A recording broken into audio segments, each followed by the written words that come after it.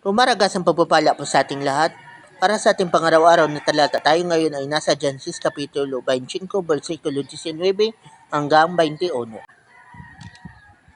Ito naman ang kasaysayan na Isaac, ang anak ni Abraham.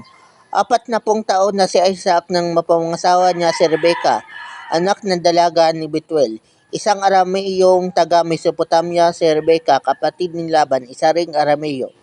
Hindi magkaanak si Rebecca kaya't nanalangin kay Yahweh. Si Isaac, dininig naman siya at si Rebecca ay naglihi. So, sa passage po na to, mababasa natin na si Isaac at si Rebecca ay naginang mag-asawa at si Isaac nung panahon na yaon ay 40 years old na. So, hindi pa sila magkaroon ng anak ni Rebecca. So, sa inyo pong mag-asawa, hindi solusyon na porque hindi kayo nagkakaanak ay humanap ng kabit. Hindi yun ang solusyon. O humanap ng iba. Ang solusyon ay manalangin. Kaya nga, si Isaac, dininig siya ng Diyos.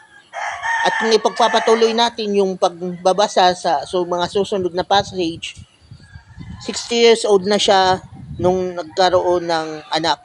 Kumbaga, 20 years siya na nalangin para lang siya ay magkaroon ng anak. So, ganun. Bagamat mahaba, pinakinggan pa rin siya ng Diyos. Ganun yun.